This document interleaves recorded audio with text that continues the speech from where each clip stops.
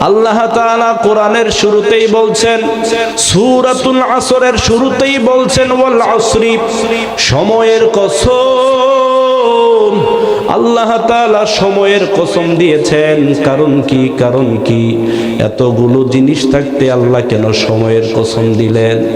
কারণ হলো হায়াতুল ইনসানি মুতাআল্লিকাতুম বিল ওয়াক্তিল মাহদুদ। মানুষের জীবনটাই হচ্ছে সময়ের সমষ্টি। সময় যতদিন আছে ততদিন মানুষ দুনিয়াতে বাঁচে। সময় না থাকলে কোনো মানুষ দুনিয়াতে বাঁচে না। এই জন্য আল্লাহ তাআলা সময়ের গুরুত্ব বোঝানোর জন্য কুরআনুল কারীমের শুরুতেই, সূরাতুল আসরের শুরুতেই ওয়াও নামক হরফ দিয়ে আল্লাহ তাআলা কসম খেয়ে বললেন ওয়াল আসরি, সময়ের কসম, সময়ের কসম। সময় বড় দামি, সময় বড় মূল্যবান। হায়াতুল ইনসানি মুতাআল্লিকাতুম বিল ওয়াক্তিল মাহদুদ। মানুষের জীবনটা নির্দিষ্ট সময়ের সাথে সম্পৃক্ত। ইদাস্তাশআরা বিকিমাতিহি ইস্তাখদামাহু ইস্তিখদামান জাইয়্যিদা। এই সময়ের মূল্য বুঝে যারা সময়টাকে কাজে লাগায়, আল্লাহ তাআলা তার হাদিসের মধ্যে জানাইয়া দিয়েছেন, সময়টাকে যারা কাজে লাগাবে ফায়ানজাহু বিহি ফিল হায়াতিদ দুনিয়া ওয়াল আখিরা। সময়কে কাজে লাগানোর কারণে আল্লাহ তাআলা ওই বান্দাকে দুনিয়া এবং আখিরাতে সফলতা দান করবে। সুবহানাল্লাহ। সময়কে যদি আমরা সঠিকভাবে ব্যবহার করতে পারি তাহলে দুনিয়াতেও সফল হব, আখিরাতেও সফল হব। ওয়া ইল্লা লাহুল খুসরানুল মুবিন। আর সময়কে যদি আমরা সঠিকভাবে না কাজে লাগাতে পারি, সময়ের সঠিক ব্যবহার যদি আমরা না করতে পারি, তাহলে দুনিয়া এবং আখিরাত বরবাদ হয়ে যাবে। আল্লাহ কোরআনে বলে দিয়েছে।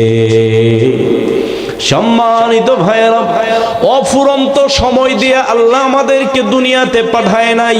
নির্দিষ্ট কয়েকদিন সময়, নির্দিষ্ট কয়েক দিনের সময়, কয়েক বছরের সময়, কয়েক মাসের সময়, কয়েক ঘন্টার সময়, কয়েক সেকেন্ডের সময় দিয়ে দুনিয়াতে আল্লাহ আমাদেরকে পাঠিয়েছে। আল্লাহ রাসূল সাল্লাল্লাহু আলাইহি ওয়াসাল্লাম বলেন, عن أبي الدرداء رضي الله تعالى عنه قال رسول الله صلى الله عليه وسلم إن الله فرغ كل عبد من خلقه من خمس। প্রত্যেকটা মানুষের সাথে আল্লাহ তাআলা পাঁচটি জিনিস দিয়ে, পাঁচটি বিষয়কে নির্ধারণ করে দুনিয়াতে পাঠিয়েছেন। তন্মধ্যে এক নাম্বার হচ্ছে মিন আজালিহি, তার সময়। দুনিয়াতে আমরা যারা এসেছি কেউ আজীবন বেঁচে থাকব, কেউ আজীবন দুনিয়াতে রাজত্ব করব, বিষয়টা এমন নয়। সময় ফুরিয়ে গেলে সকলকেই চলে যাওয়া লাগবে। এজন্য সর্বপ্রথম আল্লাহ লিখে দিয়েছেন আজাল, সময়। আল্লাহ তাআলা বলেন ওয়ালিকুল্লি উম্মাতিন আজাল। প্রত্যেকটা উম্মতের জন্য নির্দিষ্ট সময় আমি নির্ধারণ করে দিয়েছি। ফাইদা জাআ আজালুহুম লা ইস্তাখিরুনা সাআতাও ওয়া লা ইস্তাকদিমুন।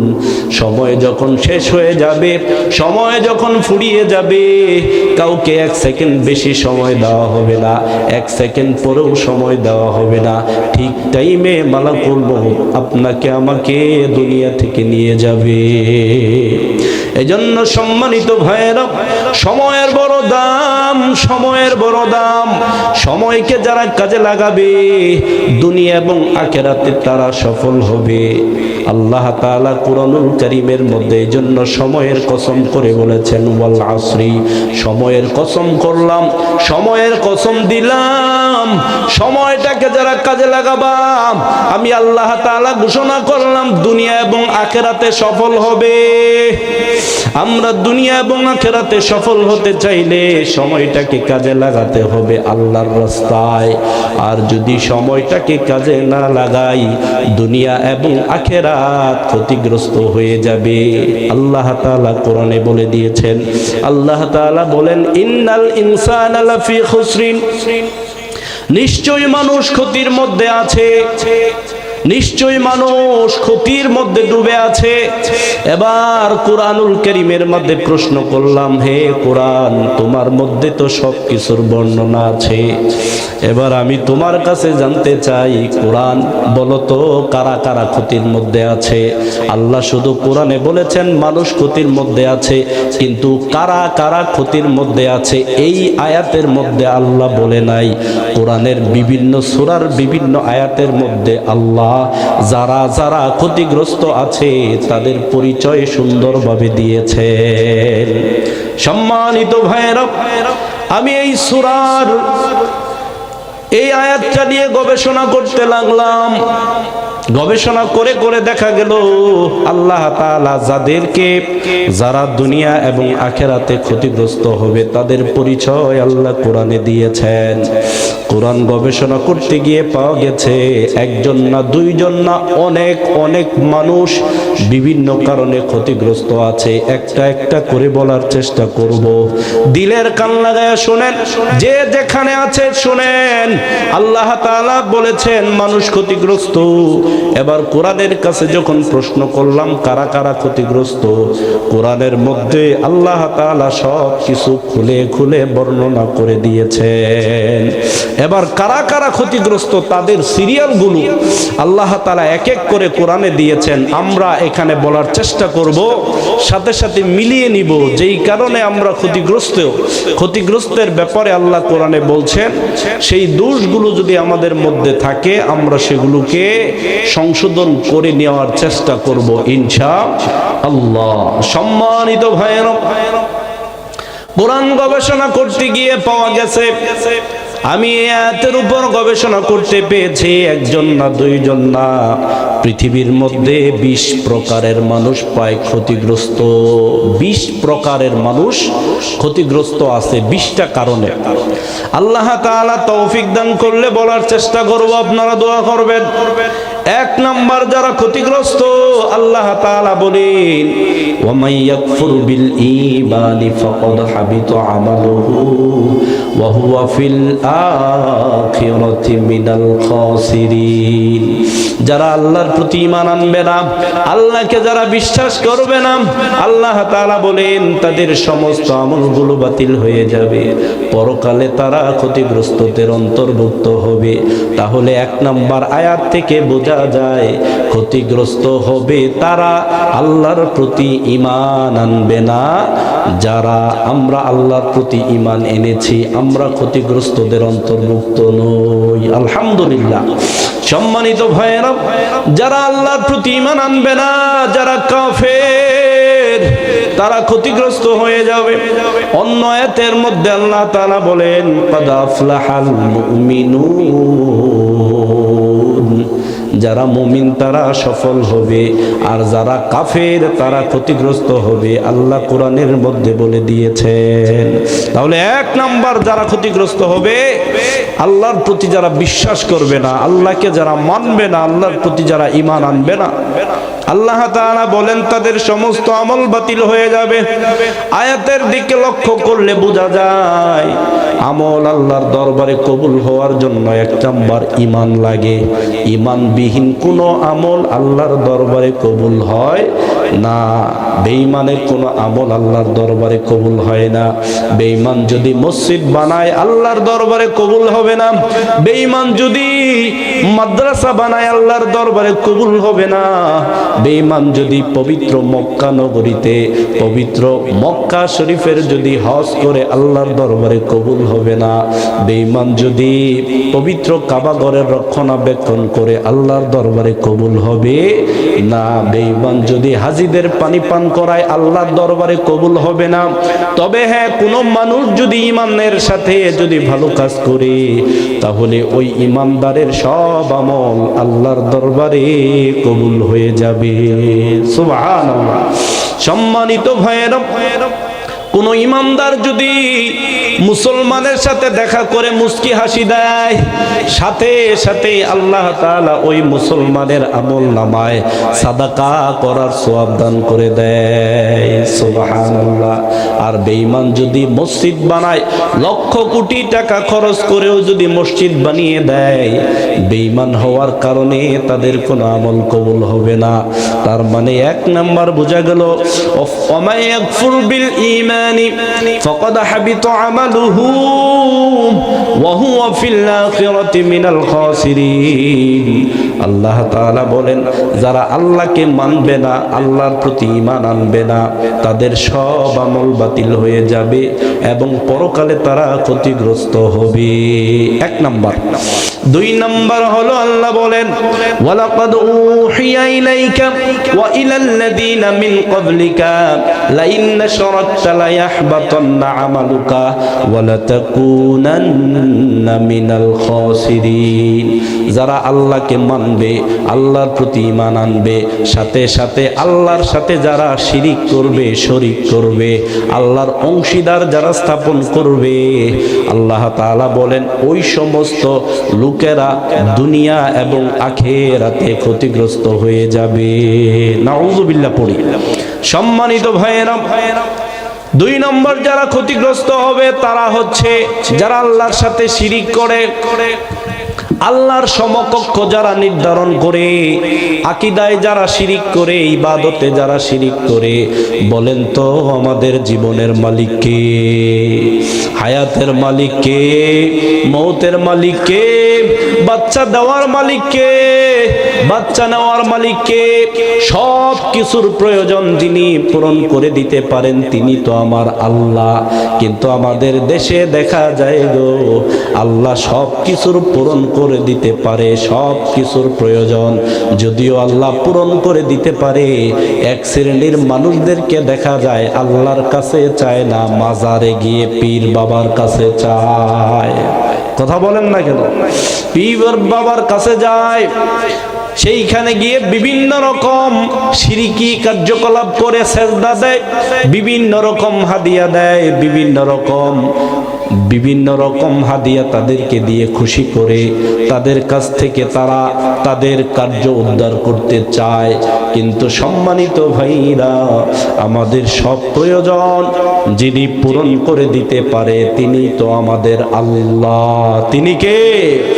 এই জন্য আমরা নামাজের মধ্যে বলি, ইয়্যাকা না'বুদু ওয়া ইয়্যাকা নাস্তাঈন।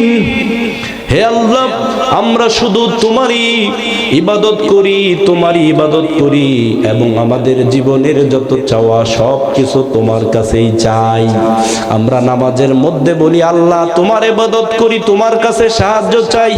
কিন্তু মসজিদ থেকে বের হয়ে অনেক মুসলমানদেরকে দেখা যায় ডানে যায়, বামে যায়, বিভিন্ন দরবারে গিয়ে, বিভিন্ন মাজারে গিয়ে তাদের কাছে চায়। সম্মানিত ভাইরা, মাজারওয়ালারা কিছুই দিতে পারে না যদি আমার আল্লাহ না দেয়। ঠিক কি না? মাজারওয়ালারা কিছুই দিতে পারে না যদি আমার আল্লাহ না দেয়। এই জন্য সম্মানিত ভাইরা, দুই নম্বর যারা ক্ষতিগ্রস্ত হবে, যারা আল্লাহর সাথে শিরিক করবে, দুনিয়া এবং আখিরাতে তারা ক্ষতিগ্রস্ত হয়ে যাবে। আমাদেরকে শিক্ষা দেওয়ার জন্য, উম্মতদেরকে শিক্ষা দেওয়ার জন্য আল্লাহ তাআলা আমার রাসূলকে ডাক দিয়ে বলেন, ও নবী, আপনি শুনে, আপনার প্রতি ওহী নাজিল করা হয়েছে। আপনার আগে যত নবী রাসূল দুনিয়াতে এসেছিল সকলের প্রতি ওহী দেওয়া হয়েছে। যদি কেউ জেনে শুনে আল্লাহর সাথে শিরিক করেন, আল্লাহর নবীকে লক্ষ্য করে আল্লাহ তাআলা বলছেন, লাইন আশরাকতা, ও নবী, আপনি নবী নিজেও যদি শিরিক করেন, নবী কখনো শিরিক করার কথা না, কখনো কোনোদিন করে নাই। সুবহানাল্লাহি ওয়া মা আনা মিনাল মুশরিকিন। আল্লাহর নবী বলছেন, আল্লাহ পবিত্র, আমি কখনো শিরিক করি না। সেই নবীকে লক্ষ্য করে বলছেন, ও নবী, আপনি শোনেন, আপনি নবী নিজেও যদি শিরিক করেন তাহলে আপনার জীবনের সমস্ত আমলগুলো বাতিল হয়ে যাবে। এবার আপনাদের কাছে প্রশ্ন হলো, ভাইরা, আমাদের রাসূল যদি শিরিক করার কারণে তার জীবনের সব আমল বাতিল হয়ে যায়, তাহলে সেই নবীর উম্মত যদি শিরিক করে, বলেন তো সেই উম্মতের কোনো আমল কি বাকি থাকবে? কোনো আমল বাকি থাকবে না। তার মানে রাসূলকে ডাক দিয়ে আল্লাহ উম্মতদেরকে শিক্ষা দিয়েছেন, ও নবী শুনেন, আপনি যেরকম কখনো শিরিক করার কথা না, আপনি শিরিক করতে পারেন না। আপনি নবীও যদি কখনো শিরিক করেন, তাহলে আপনার সমস্ত আমল বাতিল করে দেওয়া হবে। এজন্য আল্লাহ তাআলা বলবেন, ও মুসলমান, কুরআনুল কারীমে আল্লাহ তাআলা বলেন, ওয়াকাদিমনা ইলা মা আমিলু মিন আমালিন ফাজআলনাহু হাবাআম মানসুরা। যারা আল্লাহর ইবাদত করবে, সাথে সাথে যারা শিরিক করবে, আল্লাহ তাআলা বলেন কিয়ামতের দিন তাদের আমলগুলোকে ধুলো বালিতে আল্লাহ পরিণত করে দিবেন। বলেন নাউযুবিল্লাহ। এত কষ্ট করে আমরা আমল করছি, এত কষ্ট করে আমরা ওযু করছি। শীতের দিনে ওযু করা কত কষ্ট। এই কষ্টের ওযু দিয়ে আমরা নামাজ আদায় করি, এরপরে বিভিন্ন রকম নফল আমল আমরা করে থাকি।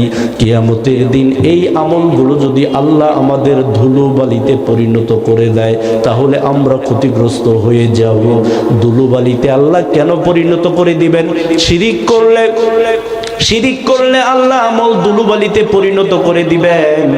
আজকের তাফসিরুল কোরআন মাহফিল থেকে আমরা প্রতিজ্ঞা করলাম, জীবন আছে যতদিন দুনিয়াতে বেঁচে থাকবো, কোনোদিন আল্লাহর সাথে শিরিক করব না।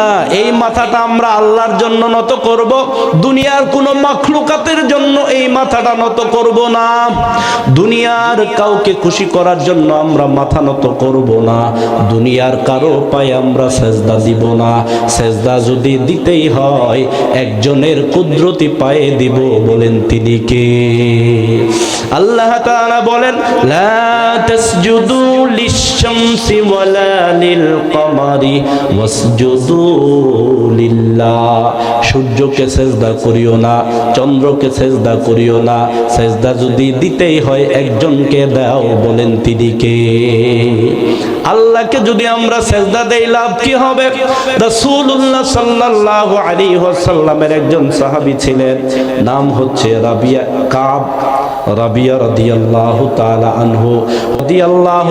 আনহু। রাসূলের কাছে একদিন গেলেন, যাওয়ার পরে রাসূলের ওযুর পানি নিয়ে দিতেন, রাসূলের প্রয়োজন পূরণ করে দিতেন। একদিন রাসূল তাকে বললেন, ও সাহাবী, সাল, তোমার যদি কিছু চাওয়ার থাকে আমার কাছে চাইতে পারো।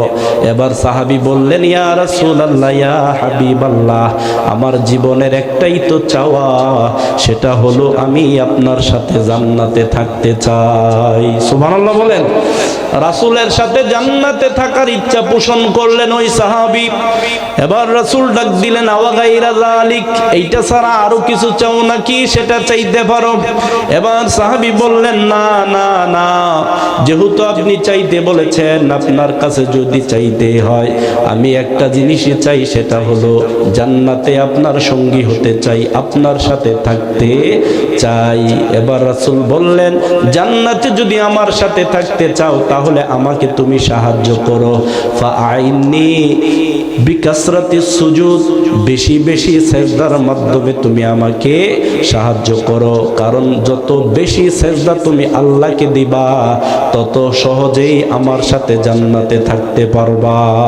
সুবহানাল্লাহ। তার মানে বোঝা গেল, মুসলমান, আল্লাহকে সেজদা দিলে জান্নাতে নবীর সাথে থাকা যায়।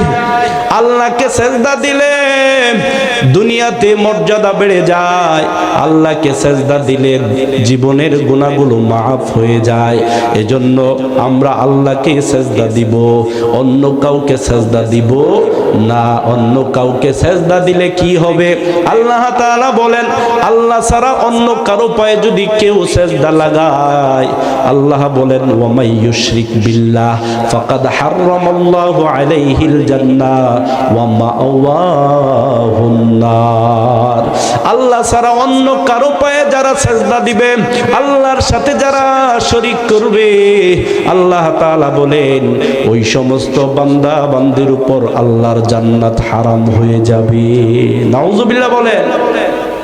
আল্লাহ তাআলা জান্নাত হারাম করে দিবেন, এজন্য জাহান্নামকে ওয়াজিব করে দিবেন। আল্লাহ ছাড়া অন্য কারো পায়ে সেজদা লাগাইলে, আল্লাহর সাথে কাউকে শিরিক করলে আল্লাহ এটা করবেন।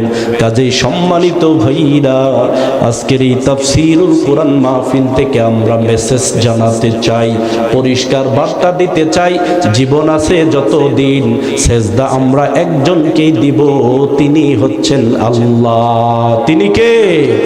আল্লাহ ছাড়া অন্য কারো পায়ে সেজদা দিব না, আল্লাহ ছাড়া অন্য কারো কাছে মাথা নত করব না। ওয়াইন কুতিলতা আউইন হুরিকতা, যদিও আমাকে মেরে ফেলা হয় অথবা আগুনে পুড়ে ফেলা হয়, আগুনে পুড়ে যাব, বন্দুকের গুলির সামনে নিজেকে ঝাঁঝরা করে দেব, তবু আল্লাহ ছাড়া অন্য কারো সামনে এই নিজের মাথাকে নত করব না। আল্লাহ আমাদেরকে তৌফিক দান করুন। সম্মানিত ভাইরা, আমি আয়াতের প্রাসঙ্গিক আয়াতগুলো টেনে টেনে কথা বলার চেষ্টা করছিলাম। আল্লাহ তাআলা বলেন, দুনিয়া এবং আখিরাতে যারা ক্ষতিগ্রস্ত হবে, আল্লাহ শুধু বলছেন ইন্নাল ইনসানা লাফি খুসরিন, নিশ্চয়ই মানুষ ক্ষতিগ্রস্ত। এবার আয়াতটাকে গবেষণা করতে গিয়ে আমি পেয়েছি কারা কারা ক্ষতিগ্রস্ত। এক নম্বরে যারা আল্লাহকে মানে না, আল্লাহকে বিশ্বাস করে না, এরকম লোক আমাদের দেশে আছে না নাই? আল্লাহকে মানে না, আল্লাহকে বিশ্বাস করে না, এরকম লোক আছে। আবার এরকম কিছু মুসলমান আছে যারা আল্লাহকে মানে, আল্লাহকে বিশ্বাস করে, আবার আল্লাহর শানে, আল্লাহর নামে বিভিন্ন সময় বিভ্রান্তিকর কথাবার্তা বলে, এরকম লোক আছে না নাই? সম্মানিত ভাইরা, গোটা পৃথিবীর সম্মান একমাত্র আল্লাহর জন্য, গোটা পৃথিবীর মর্যাদা একমাত্র আল্লাহর জন্য, গোটা পৃথিবীর সম্মান মর্যাদা শুধুমাত্র কেবলমাত্র আল্লাহর জন্য। কেউ যদি সেই আল্লাহকে, সেই আল্লাহর সাথে যদি কেউ বেয়াদবি করতে চায়, কোন মুসলমান তাদেরকে ছেড়ে দিতে পারে না। কথা বলেন ঠিক কিনা? কাজেই সম্মানিত ভাইরা, অনেক মুসলমান দেখা যায় নাম মুসলমান, নাম লেখছে মুসলমান, সুন্দর নাম আবুল সরকার। কি সরকার?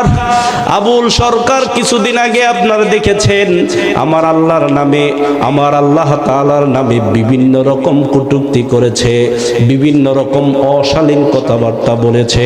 এই 92 মুসলমানের দেশে আল্লাহর শানে বেয়াদবি করে, আল্লাহর নামে বেয়াদবি করে, আল্লাহর মর্যাদাকে ক্ষুণ্ণ করে এই 92 মুসলমানের দেশে কেউ টিকতে পারবে না। কথা বলেন ঠিক কিনা? শুধু আবুল সরকার নয়, মুসলমান আবুল সরকারের সাথে যারা আবুল সরকারের সাঙ্গ পাঙ্গ বাংলাদেশে আছে, তাদেরকে পরিষ্কারভাবে আমরা হুঁশিয়ারি করতে চাই, বলে দিতে চাই, যদি তোমার আবুল সরকারের জন্য মায়া কান্না হয়, তুমি মুসলমান হিসাবে আল্লাহর জন্য, আল্লাহর নামের সাথে আল্লাহর সম্মানের জন্য তোমার হৃদয়েও তো ভালোবাসা দরকার ছিল। কথা বলেন ঠিক কিনা? আবুল সরকারের পক্ষে অনেকেই কথা বলে, কিন্তু আল্লাহকে যে কটূক্তি করেছে, আল্লাহর নামে বেয়াদবি করেছে, এই দিকে অনেকের মন যায় না, অনেকের খেয়াল থাকে না। এরকম লোক আমাদের দেশে আছে না নাই? আল্লাহ তাআলা আমাদেরকে ওই সমস্ত মানুষদের হাত থেকে ইসলামকে রক্ষা করুন। সবাই বলেন আমিন। আল্লাহ তাআলা আমাদেরকে ওই সমস্ত লোকদের হাত থেকে আমাদের বাংলাদেশকে রক্ষা করুন। আল্লাহ তাআলা ওই সমস্ত লোকদের হাত থেকে আমাদের এই কোরআন মুসলমানদের ইজ্জতকে আল্লাহ হেফাজত করুন। সবাই বলেন আমিন। তাহলে আমরা আল্লাহর প্রতি বিশ্বাস এনেছি, আল্লাহকে আমরা মেনেছি আমাদের রব হিসাবে। এরপরে সম্মানিত ভাইয়েরা, এবার আসেন 2 নাম্বার গেল। 3 নাম্বার আল্লাহ তাআলা বলেন, 3 নাম্বার যারা ক্ষতিগ্রস্ত হবে তাদের ব্যাপারে আল্লাহ বলে দিয়েছেন, ওয়ামাইয়াবতাগি গায়রাল ইসলামি দীনা ফালাই ইউকবালা মিনহু ওয়া হুয়া ফিল আখিরাতি মিনাল খাসিরিন।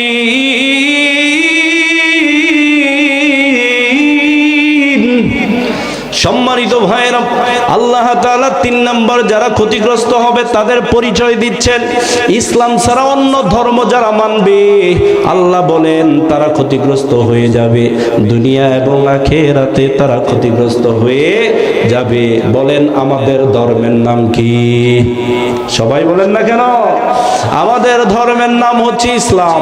এইজন্য রাসূল বলেন, মান ক্বালা রাদিতু বিল্লাহি রাব্বান ওয়া বিল ইসলামি দীনান ওয়া বি মুহাম্মাদিন নাবিয়্যা সাল্লাল্লাহু আলাইহি ওয়াসাল্লাম, যে ব্যক্তি বলে আমাদের রব আল্লাহ, আমাদের রবকে, যেই ব্যক্তি বলে আমাদের রব আল্লাহ, আমাদের ধর্ম ইসলাম, যেই ব্যক্তি বলে আমাদের নবী মুহাম্মদ সাল্লাল্লাহু আলাইহি ওয়াসাল্লাম, এই তিনটা কথার স্বীকৃতি যারা দিবে রাসূল বলেছেন তাদের উপর আল্লাহর জান্নাতকে আল্লাহ ওয়াজিব করে দিবেন। সুবহানাল্লাহ। তাহলে ইসলাম ছাড়া অন্য কোন ধর্ম যারা মানবে এরা কি দুনিয়াতে সফলতার অবস্থায় আছে নাকি ক্ষতির মধ্যে আছে? ক্ষতির মধ্যে আছে। সম্মানিত ভাইয়েরা, পৃথিবীর মধ্যে প্রায় ৪৫০০ ধর্ম আছে। এই ৪৫০০ ধর্মের মধ্যে একমাত্র শুধুমাত্র কেবলমাত্র একটা ধর্মই আল্লাহর দরবারে গ্রহণযোগ্য, সেই ধর্মের নাম ইসলাম। ইসলাম ছাড়া অন্য কোন ধর্ম আল্লাহর দরবারে গ্রহণযোগ্য নয়।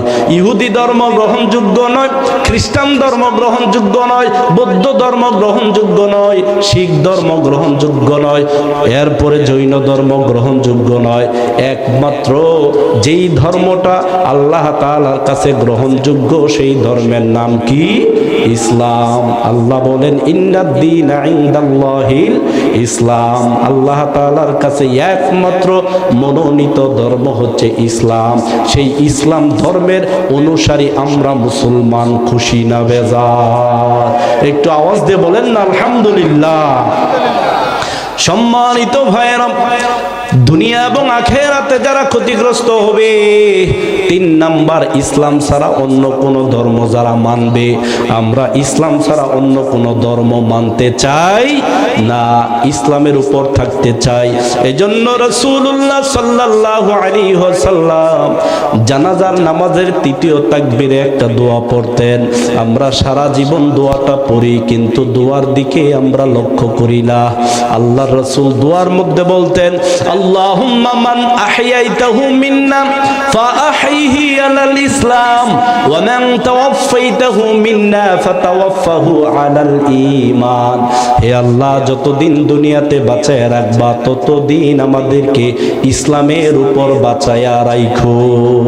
কারণ ইসলাম ছাড়া অন্য কোন ধর্মের উপর বেঁচে থাকাকে বেঁচে থাকা বলে না। যতদিন বাঁচায়া রাখবা ততদিন ইসলামের উপর বাঁচায়া রাখবা।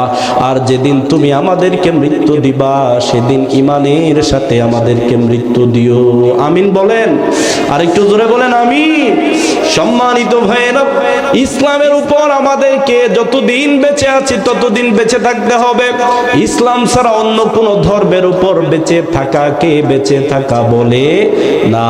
এই জন্য আমরা কোরআনের মধ্যে পেয়েছি আল্লাহ তাআলা বলেন, কুল ইন্না সলাতি ওয়া নুসুকি ইল্লা সলাতি ওয়া নুসুকি ওয়া মাহইয়ায়া ওয়া মামাতি লিল্লাহি রাব্বিল আলামিন। আমার নামাজ, আমার কুরবানি, আমার জীবন, আমার মরণ সব কিছু হবে একজনের জন্য। তিনি কে? আল্লাহর জন্যই হবে।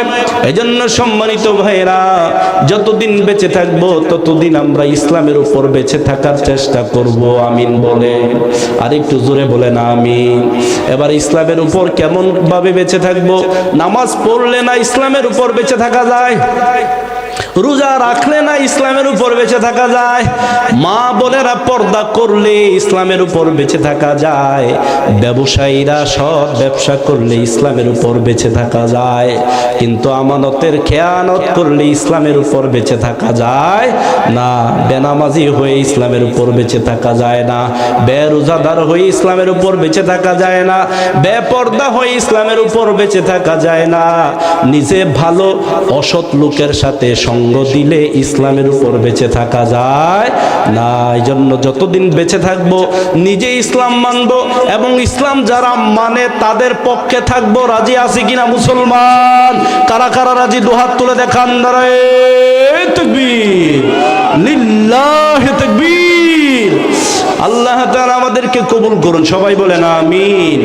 সম্মানিত ভাইয়েরা, যতদিন বেঁচে থাকবো ততদিন ইসলামের উপর থাকবো, যতদিন বেঁচে থাকবো ইসলামের পক্ষ থাকবো এবং ইসলামকে ক্ষমতায় নেওয়ার জন্য আমরা সর্বোচ্চ চেষ্টা করব। ঠিক কি না?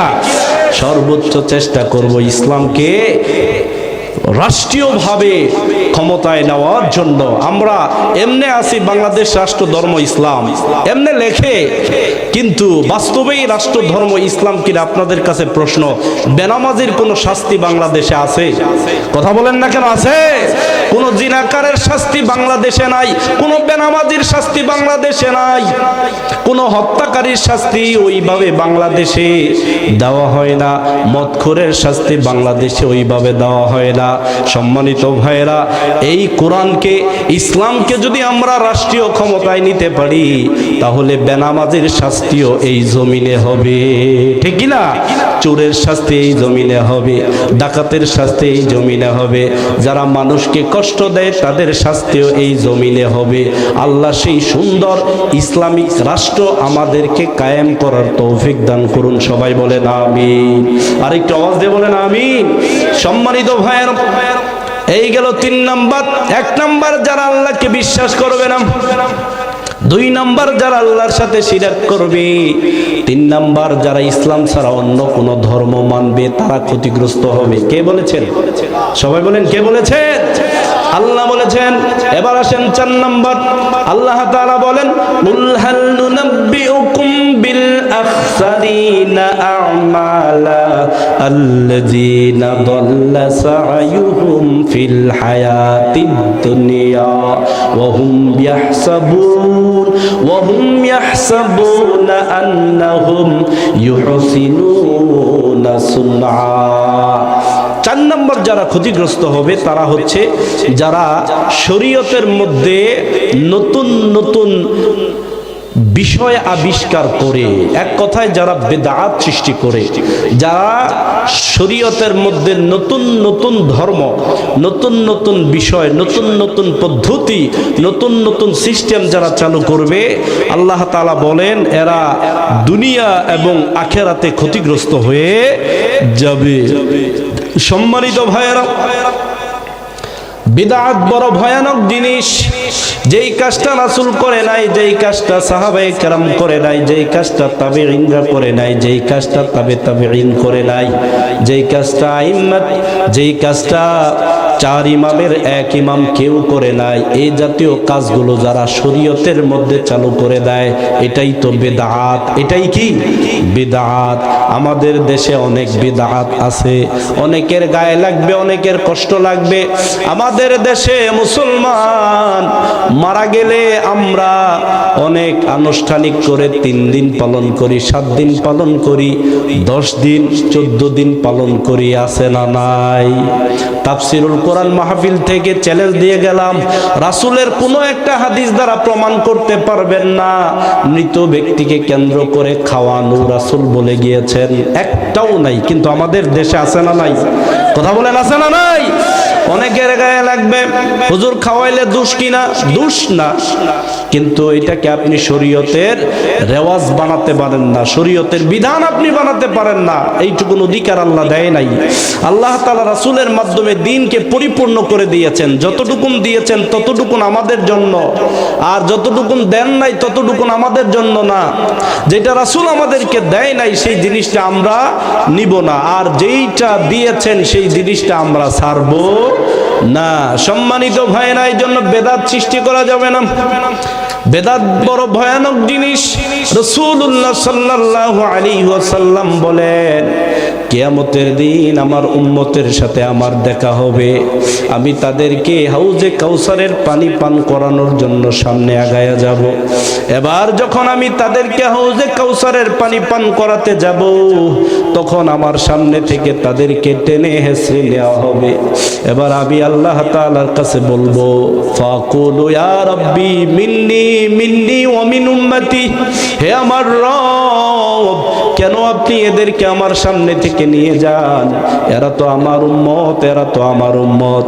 এবার আল্লাহ তাআলা ডাক দিয়ে বলবেন, নবী গো, আপনি জানেন না এই উম্মতগুলো এমন কাজ করেছে, আপনি দুনিয়া থেকে আসার পরে এমন এমন আমল করেছে, এমন এমন কথা বলেছে, যেই কথাগুলো আপনি নবী বলেন নাই। আপনার শরীয়তকে পরিবর্তন করে দিয়েছে। এই জন্য আজকে হাউজে কাউসারের পানি তাদের নসিবে জুটবে না। নাউজুবিল্লাহ বলেন।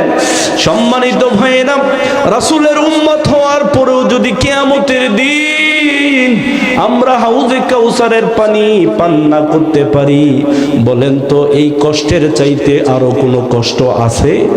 আরো কোনো কষ্ট নাই। হাউজে কাউসারের পানি ওই সমস্ত উম্মতেরা পান করতে পারবে না যারা শরীয়তের মধ্যে নতুন নতুন বিধান তৈরি করে সেই জিনিসগুলোর উপর আমল করেছে।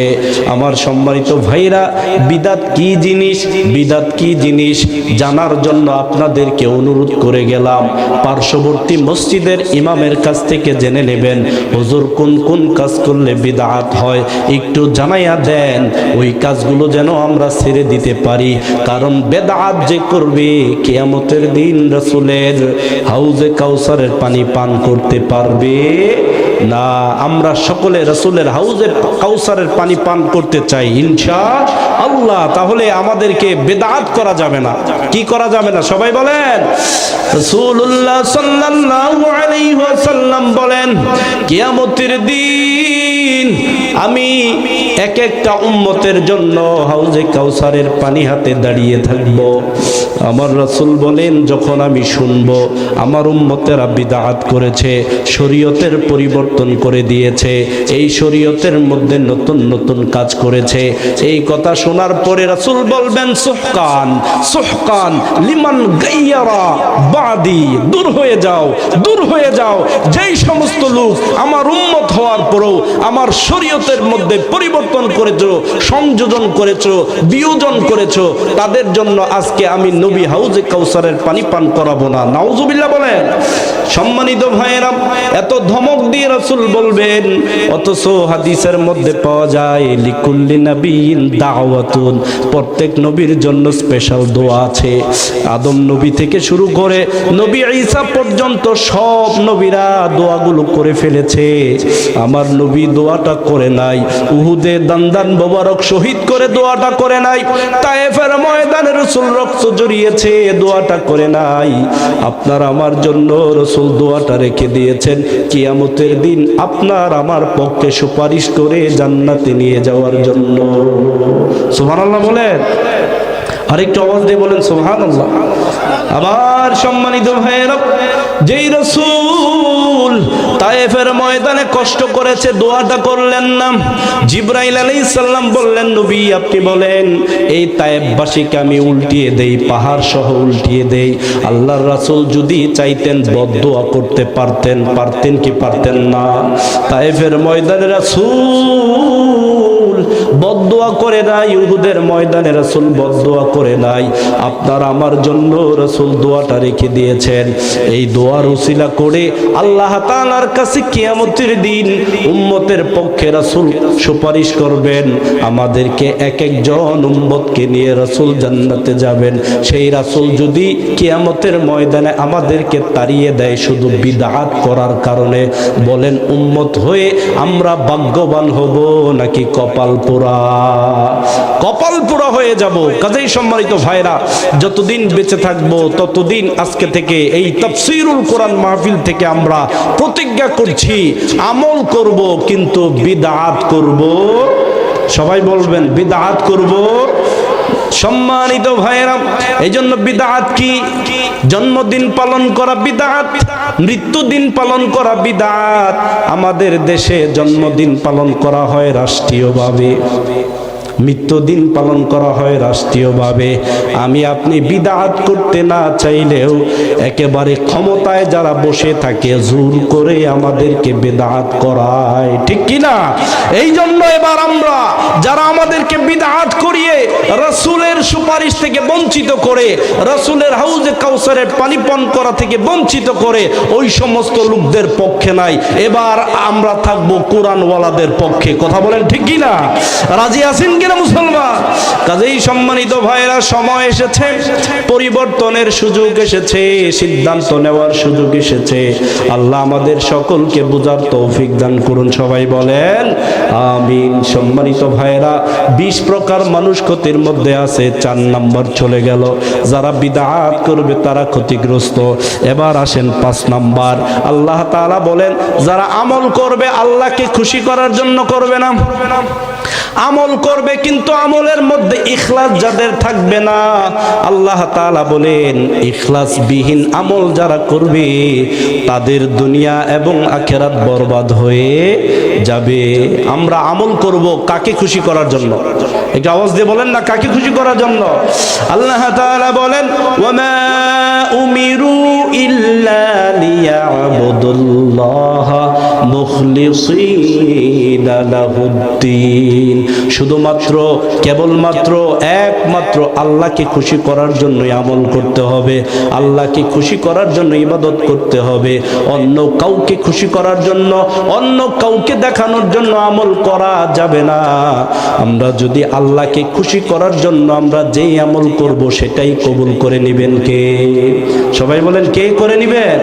আল্লাহকে খুশি করার জন্য যদি আমল করি ইখলাসের সাথে, একনিষ্ঠতার সাথে, একমাত্র শুধু আল্লাহর জন্য আমরা করি, তাহলে ছোট আমল আল্লাহর কাছে অনেক বড় হয়ে যায়। সুবহানাল্লাহ বলেন। আর যদি আল্লাহকে খুশি করার জন্য যদি আমরা আমল না করি, জিহাদের ময়দানে জিহাদ করতে করতে যদি কেউ শহীদ হয়ে যায়, কিন্তু আল্লাহকে খুশি করার জন্য কেউ যদি জিহাদ না করে, রাসূল বলেছেন লা শাইআ লাহু, সওয়াব তো দূরের কথা, সওয়াবের কোনো অংশই তাকে দেওয়া হবে না।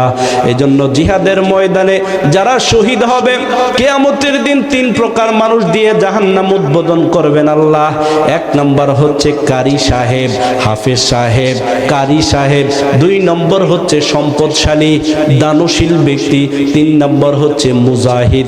এই 3 প্রকার মানুষ দিয়ে জাহান্নাম উদ্বোধন করবেন।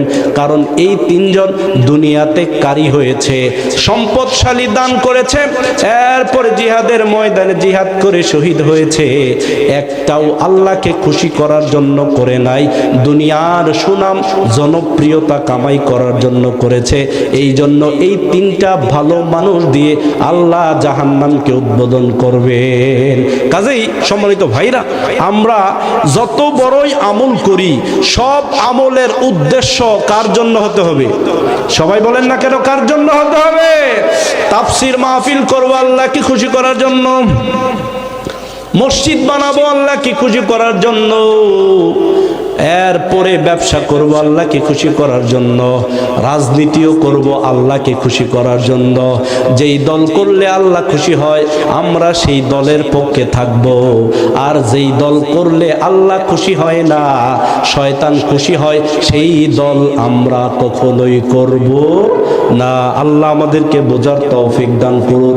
সম্মানিত ভাইরা, ইন্নাল ইনসানা লাফি খুসরিন, এই আয়াতের উপর ভিত্তি করে আমি গবেষণা করে পেয়েছি 20 প্রকার মানুষ ক্ষতিগ্রস্ত। তন্মধ্যে 5টা বলার চেষ্টা করেছি, আরো 15টা রয়ে গেছে। আল্লাহ তাআলা আমাদেরকে এই 15টা যেন কখনো কোনো সময় কোনো জায়গায় আল্লাহ তাআলা আমাকে বলার তৌফিক দান করেন, আপনাদেরকেও শোনার তৌফিক দান করেন, সেই আশাবাদ ব্যক্ত করে আজকের এই তাফসীরুল কোরআন মাহফিল, পিরোজপুরের শেষ রজনীর তাফসীরুল কোরআন মাহফিল থেকে বিদায় নিচ্ছি। হাযা মা ইনদি ওয়াল ইলমু ইনদাল্লাহ আলাইহি তাওয়াক্কালতু ওয়া ইলাইহি উনীব। আইয়ুহাল মুসলিমুন, সালামুন আলাইকুম ওয়া রাহমাতুল্লাহি ওয়া বারাকাতুহু।